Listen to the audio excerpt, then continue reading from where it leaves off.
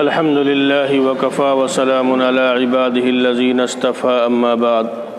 فأعوذ بالله من الشيطان الرجيم بسم الله الرحمن الرحيم إن عدة الشهور عند الله 12 شهرا في كتاب الله يوم خلق السماوات والأرض منها 4 حرم صدق الله العظيم۔ محرم الحرام کے مہینے کا آغاز ہو چکا ہے اور 1441 ہجری مکمل ہوا اور 1442 ہجری کی شروعات ہوئی۔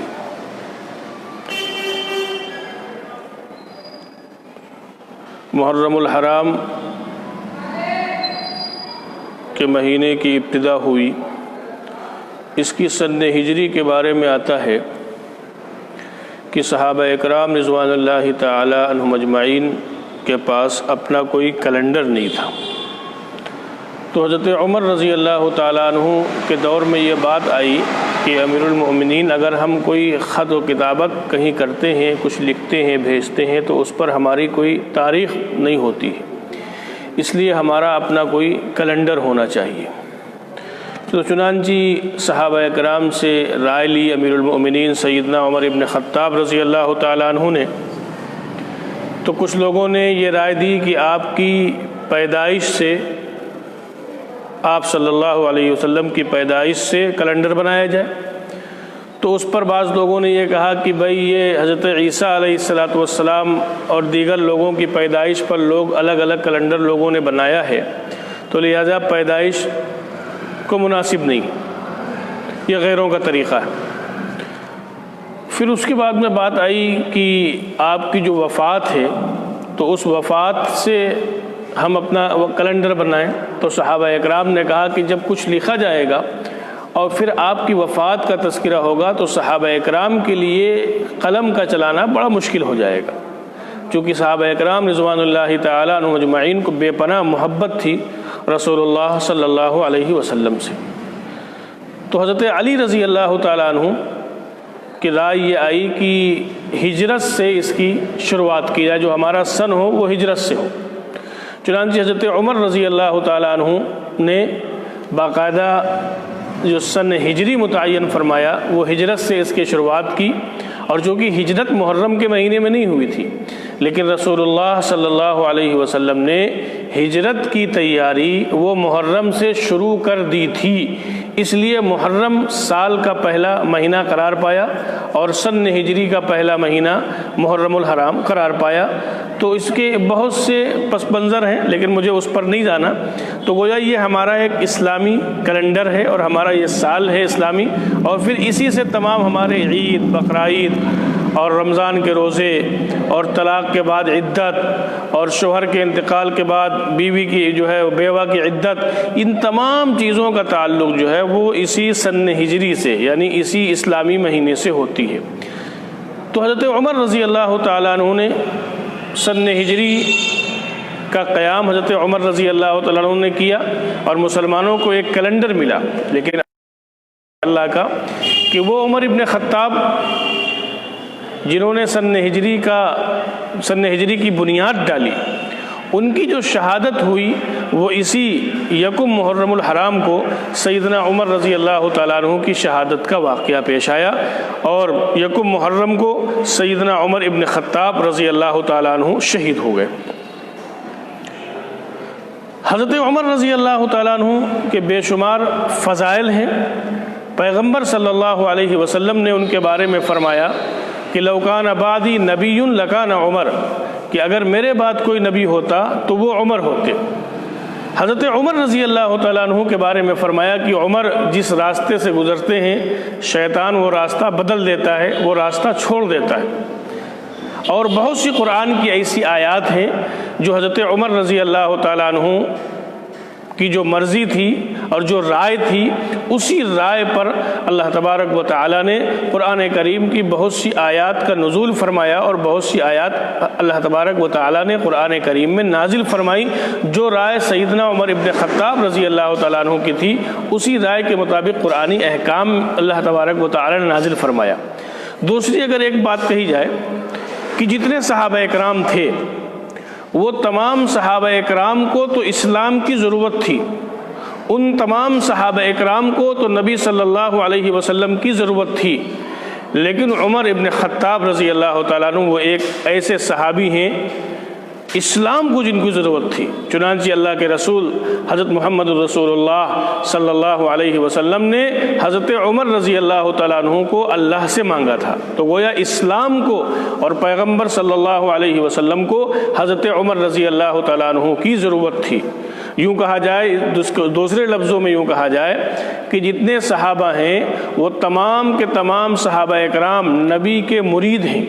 نبی کے مرید ہیں۔ حضرت عمر ابن خطاب رضی اللہ تعالیٰ عنہ وہ ایک واحد صحابی ہیں کہ نبی کے مرید بھی ہیں اور نبی کے مراد بھی ہیں، کہ حضرت عمر رضی اللہ تعالیٰ عنہ کو جناب رسول اللہ صلی اللہ علیہ وسلم نے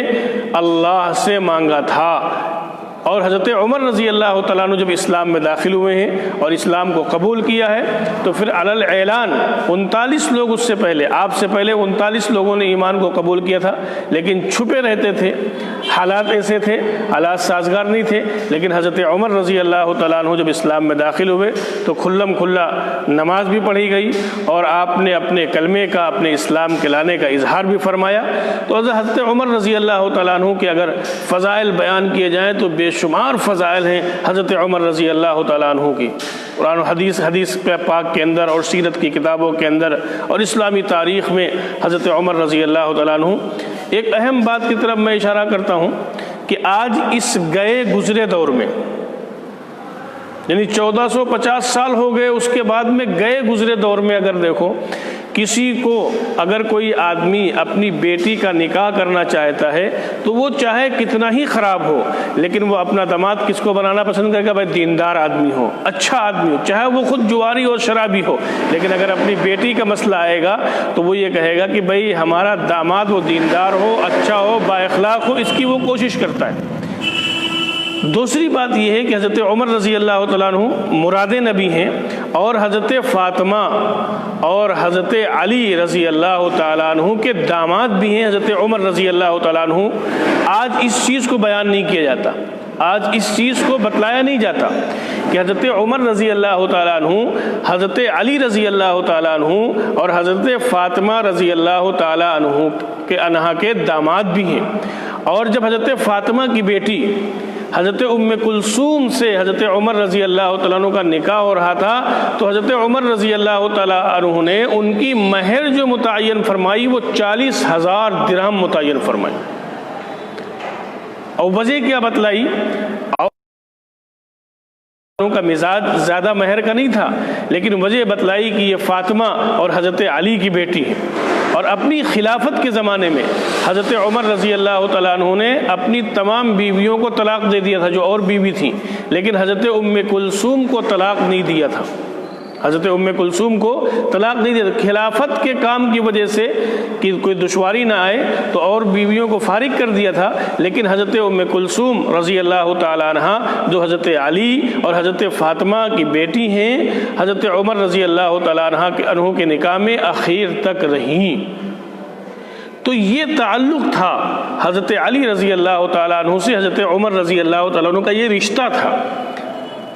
کہ اگر نبی صلی اللہ علیہ وسلم حضرت عمر کے داماد ہیں،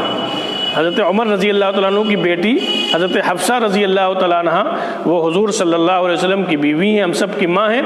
تو ادھر حضرت علی رضی اللہ تعالیٰ عنہ کے داماد حضرت عمر رضی اللہ تعالیٰ عنہ ہیں، تو آپس میں اہل بیت میں ان کا یہ تعلق تھا۔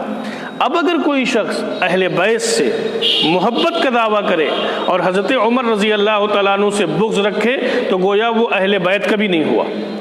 اہل بیت سے محبت کے دعویٰ اسی وقت جو ہے وہ محبت کا دعویٰ اسی وقت جو ہے کامیاب ہوگا جب حضرت عمر اور حضرت ابوبکر سے محبت ہوگی۔ اگر حضرت ابوبکر صدیق اور حضرت عمر رضی اللہ تعالیٰ عنہ سے محبت نہیں ہے تو گویا اس کو اہل بیت سے بھی محبت نہیں ہے، وہ ڈرامہ کر رہا ہے۔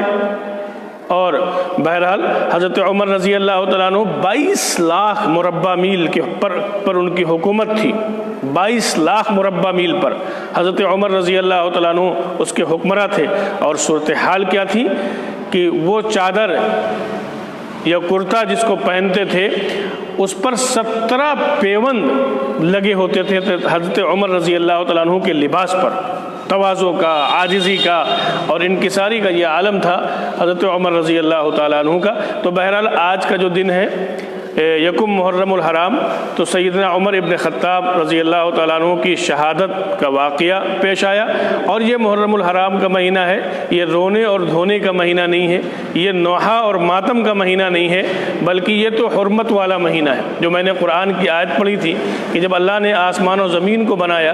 تبھی اللہ نے جو ہے وہ 12 مہینے بنائے، اور ان 12 مہینوں میں 4 مہینے اللہ نے حرمت والے بنائے تھے، ایک رجب کا مہینہ اور ذی قعدہ، ذی الحجہ اور محرم، تو یہ 4 مہینے اللہ نے حرمت والے بنائے تھے۔ تو اس لیے یہ مہینہ رونے اور دھونے کا نہیں ہے، ماتم اور نوحہ کا نہیں ہے، بلکہ یہ مہینہ حرمت والا ہے، عزت والا ہے، قابل احترام مہینہ ہے۔ اس میں 2 چیز، ایک چیز یہ ہے کہ عاشورے کا روزہ رمضان کے روزوں سے پہلے عاشورے کا روزہ فرض تھا، لیکن جب رمضان کے روزے فرض ہو گئے تو اللہ کے پیغمبر صلی اللہ علیہ وسلم نے ارشاد فرمایا کہ جس کا دل چاہے روزہ رکھے، جس کا دل چاہے نہ رکھے۔ لیکن یوں آتا ہے کہ رمضان کے بعد نفل روزوں میں سب سے افضل روزے محرم الحرام کے، اللہ کے مہینے محرم الحرام کے روزے ہیں۔ اس لیے اپنے آپ کو تمام خرافات سے بچا کر اور جو ہے حضرت صحابہ اکرام کی محبت کو اپنے دلوں کے اندر پیدا کریں، اور خاص طور پر خلیفہ اول سیدنا صدیق اکبر رضی اللہ تعالیٰ عنہ، خلیفہ دوم امیر المؤمنین سیدنا عمر ابن خطاب رضی اللہ تعالیٰ عنہ، اور خلیفہ سوم حضرت عثمان غنی رضی اللہ تعالیٰ عنہ، اور خلیفہ چہارم حضرت علی رضی اللہ تعالیٰ عنہ۔ اللہ تعالیٰ ہم سب کو صحابہ اکرام کی محبت کے ساتھ زندہ رہنے کی، اور جب موت آئے تو صحابہ کی محبت کے ساتھ موت آئے۔ اللہ ہم سب کو عمل کی توفیق عطا فرمائے۔